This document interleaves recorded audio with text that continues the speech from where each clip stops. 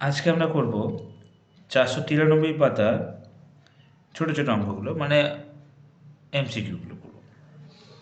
একের একেটা দেখো, একটি গ্রামের বর্তমান জনসংখ্যা পি এবং প্রতি বছর জনসংখ্যা বৃদ্ধির হার 2% হলে এন বছর পর জনসংখ্যা হবে কত? চারটে অপশান দিয়েছে, এর মধ্যে কোনটা হবে? তো আমরা দেখো, পিটাকে পি, আরটাকে 2R ধরেছি, আর এনটাকে এন। তাহলে আমরা ফর্মুলা কী হয়?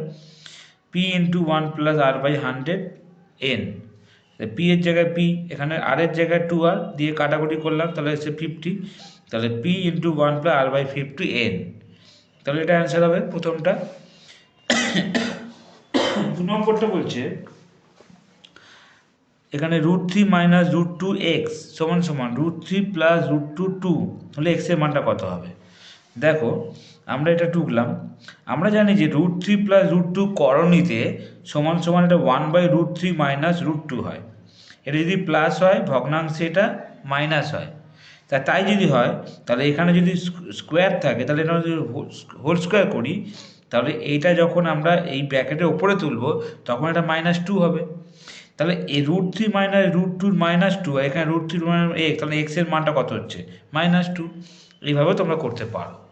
3 নম্বর অঙ্কটা দেখো, এবিসিডি বৃত্তস্থ চতুর্ভুজের বিসি বাহুকে ই পর্যন্ত বর্ধিত করা হলো। তাহলে বিএডি 140 ডিগ্রি হলে ডিসিইর মান কত? কীভাবে করছি দেখো, আর ছবি এঁকে নিচ্ছি আগে আমরা। বৃত্তস্থ চতুর্ভুজ এ বি সি ডি, এর মধ্যে বিএডি 140 ডিগ্রি লিখে দিয়েছি, 140 ডিগ্রি। এবার আমরা জানি বৃত্তস্থ চতুর্ভুজের বিপরীত কোণের যোগফল, মানে এই কোণের যোগফল 180 ডিগ্রি। তাহলে একটা যদি 140 হয়, তাহলে আর একটা কোণ কত হবে? 180 থেকে বিয়োগ করতে হবে 40 ডিগ্রি। আর আমাদের বলে দিয়েছে যে বিসিই, আমরা জানি কি বিসিই, এই যে এক সরল কোণ যেটা আছে, তার মানে এটা 180 ডিগ্রি হয়। তাহলে এখান থেকে আমরা বের করব ডিসিই, বের করব ডিসিই, মানে এই কোণটা যদি বের করতে হয়, তাহলে আমরা কী করবো, যে 180 থেকে 40 বিয়োগ করব, মানে 140 ডিগ্রি। তাহলে উত্তরটা হচ্ছে 140 ডিগ্রি। 4 নম্বর অঙ্কটা দেখো, একটি ঘনকের সমকতলের ক্ষেত্রফল এস আর কর্ণের দৈর্ঘ্য ডি একক হলে তাহলে এস ডি এর মধ্যে সম্পর্ক কী? চারটে অপশান দিয়েছে।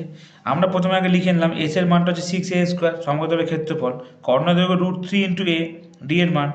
আর ওখানে সম্পর্কের মধ্যে একটা সম্পর্ক আমি বেছে নিয়েছি, d²। এখানে চারটে অপশানের মধ্যে এই অপশানগুলো দেখে ধরে ধরে করতে হবে। তো প্রথম আমি লাস্টের অপশানটা নিয়েছি, d² = s/2। ডি এর মানটা বসালাম, এস এর মানটা বসালাম 6a² করে আমরা কি করলাম, এটাকে হোল স্কোয়ার করলাম।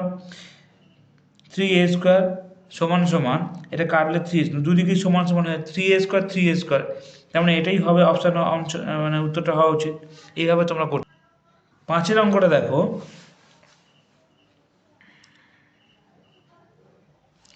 5 অঙ্কটা বলেছে যে alpha plus beta = 90, alpha beta 2:1 হলে সাইন আলফা সাইন বিটার মানটা কত?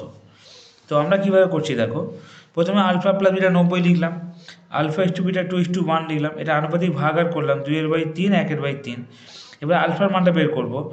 যেহেতু আলফা বিটার যোগফল 90 আছে, তাই 90 এর সঙ্গে 2/3 কাটাকুটি করলাম, করে 60 ডিগ্রি এলো। বিটার মানটা বের করলাম, 30 ডিগ্রি এলো। এবার আমরা কী করলাম, সাইন আলফার জায়গায় সাইন 60 লিখলাম, সাইন বিটার জায়গায় সাইন 30 লিখলাম। এবার লিখলাম আমরা সাইন 60 মান হচ্ছে √3/2, আর সাইন 30 মান হচ্ছে 1/2, 2 কেটে গেল, উত্তর হচ্ছে √3:1। এইভাবে তোমরা করতে পারো। তার মানে এটা পর আমরা 6এরটা করব। 6 অঙ্কটা বলছে 16, 15, 17, 16, 15, x, 19, 17, 14 এই সংখ্যাগুলির মধ্যে সংখ্যাগুলি বলছে 15। তাহলে এখানে 15 কটা আছে? দুটো। আর 16 কটা আছে? দুটো। যদি সংখ্যাগুলি 15 হয়, তার মানে 15 তিনটে হলে তাহলে 15টা হচ্ছে উত্তর। তার মানে এখানে এক্স এর মানটা কত হওয়া উচিত? যদি এক্স এর মান তাহলে একটা 15 হলে তবেই তিনটে 15 হবে, আর তবেই সংখ্যাগুলি 15 হবে। তাই জন্য আমরা কী করলাম, সংখ্যাগুলি যদি 15 হয়, তাহলে আমরা এক্সের জায়গায় যদি 15 করে দিই, তাহলে তিনটে 15, তার মানে সংখ্যাগুলি 15, মানে এক্স এর মানটা হচ্ছে 15 হবে। 2 নম্বরে দেখো, একটি অংশীদারি কারবার 3 বন্ধুর মূলধন 4,500, 6,000 আর 9,000 টাকা আছে। তাদের লভ্যাংশের পরিমাণের অনুপাতটা কী হবে? তা প্রথমে আমরা কী করলাম, তাদের 3 বন্ধুর যে মূলধনটা সেটা লিখে নিলাম। করে আমরা লিখলাম যদি মূলধনের অনুপাত লভ্যাংশ অনুপাত সমান হয়, তাই লভ্যাংশ অনুপাতটা এটাই হওয়া উচিত। এটা শূন্যগুলো কেটে গেল, তাহলে 45, 60 আর 90 এটা রেশিও করলে 3:4:6। এইভাবে 2 নম্বরটা দেখো, 2 নম্বর অঙ্কটা বলে দিয়েছে কোশ্চেনটা শূন্যস্থান পূরণে। a square b is to c, b square c is to a আর c square a is to b, এদের যৌগিক অনুপাতের ব্যস্ত অনুপাত কী হবে? প্রথমে আগে যৌগিক অনুপাতটা করে নেবো আমরা। যৌগিক অনুপাত মানে হচ্ছে পূর্বপদ পূর্বপদ পূর্বপদ তিনটাকে গুণ করলাম, উত্তরপদ উত্তরপদ তিনটাকে গুণ করলাম, করে আসছে a cube b cube c cube অনুপাত এ বি সি। কাটাকাটি করলে একটা করে এ বি সি কেটে যাবে, তাহলে পড়েছে A square B square C square is to 1।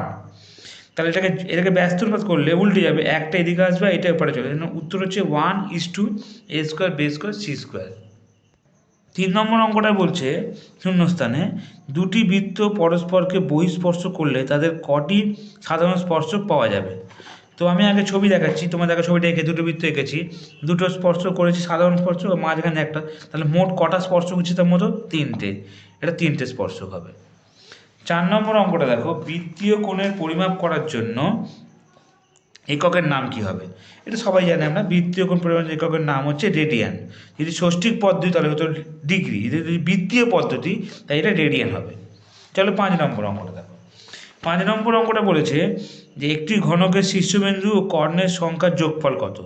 তো আমরা আগে ঘনকের শীর্ষবিন্দুর সংখ্যা জানি কত, 8টা হচ্ছে, আর কর্ণ হয় 4টে, তাহলে যোগফল 8×4 = 12, সুতরাং 12 হবে। পরের অঙ্কটা দেখো যে 7টি অখণ্ড সংখ্যার গড় কত হয় বের করতে বলেছে।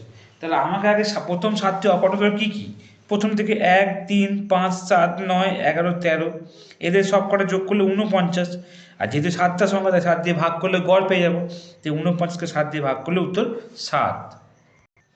এবার 3 নম্বরের সত্য মিথ্যাগুলো দেখো। একটা চক্রবৃদ্ধি সুদের পর্ব যত বাড়বে চক্রবৃদ্ধি তত কমবে, না ভুল কথা, চক্রবৃদ্ধি সুদের পর্ব যত বাড়বে চক্রবৃদ্ধি সুদ তত বাড়বে, তাই এটা মিথ্যা হবে। তোমরা এটা করে দেখতে পারো যে কিভাবে এটা বাড়ছে। পরের অঙ্কটা দেখো, গুরু অনুপাতে উত্তরপদ বাই পূর্বপদ > 1। দেখো গুরু অনুপাতে আমরা সবাইকে ধরে নিলাম যে একটা গুরু অনুপাতে পূর্বপদটা 3 আর উত্তরপদটা 2, তাহলে এরা বলছে উত্তরপদ বাই পূর্বপদ, তাহলে উত্তরপদ তো 2 ধরেছে, 2/3। ভালো করে দেখো, 2/3 ভাগ করলে 1-এর কম হয়, হিসাব মতো 1-এর কম হচ্ছে, ওরা বলছে 1-এর বেশি, তাহলে এটা কী হবে, মিথ্যা। 3 নম্বর অঙ্কটা বলছে সত্য মিথ্যাতে, একটি সমকোণী ত্রিভুজের অতিভুজকে ব্যাস করে বৃত্ত অঙ্কন করলে বৃত্তটি সমকোণী বিন্দুতে যাবে। হ্যাঁ, এটা ঠিক কথাই বলেছে। এটা যদি আমরা সমকোণী ত্রিভুজ আঁকি, একে যদি আমরা অতিভুজ ধরে যদি ব্যাস ধরে যদি আমরা বৃত্ত অঙ্কন করি, তাহলে সব কটা কেন্দ্র দিয়ে কিন্তু বৃত্তটা যাবে, তাই সমকেন্দ্রিক বৃত্ত হবে, সত্য হবে এটা। 4 অঙ্কটা দেখো, সেক থিটা ও কস থিটার গুণফল 1-এর চেয়ে কম বলছে। দেখি করে একবার, সেক থিটা আর কস মানে 1/sec থিটা, সেক সেক কেটে গেল, তাহলে 1, তাহলে 1-এর কম না, 1-এর সমান হচ্ছে, তাই এটাও মিথ্যা। 5 অঙ্কটা দেখো, একটি ঘনকের প্রতিটি বাহু দ্বিগুণ করলে ঘনকটির আয়তন মূল আয়তনের 4 গুণ হবে। করে দেখি, আগে একটা ঘনকের আয়তন বের করলাম a কিউব, তাকে তার বাহুকে দ্বিগুণ করলাম, তারপরে 2a, তাকে আয়তন করলাম, তাহলে 8a কিউব। এবার তোমরাই বলো, আগে ছিল a কিউব, এখন হলো 8a কিউব, তাহলে ক গুণ বাড়লো, 8 গুণ, ওরা বলছে 4 গুণ, সুতরাং এটাও মিথ্যা। 6 অঙ্কটা দেখো, ক্ষুদ্রতর সূচক ওজাইভ অঙ্কনের জন্য প্রতিটি শ্রেণীর উচ্চ সীমানাকে অনুভূমিক অক্ষ বরাবর নেওয়া হয়। এটা ঠিক কথা, আমরা সাধারণত একটা উলম্ব একটা অনুভূমিক ধরি, তাহলে এখানে পরিসংখ্যাকে আমরা উলম্ব ধরে নিই আর উচ্চ সীমানাকে আমরা অনুভূমিক ধরি, সুতরাং এটা সত্য হওয়াটাই উচিত। এইভাবে তোমরা অঙ্কগুলো সলভ করতে পারো।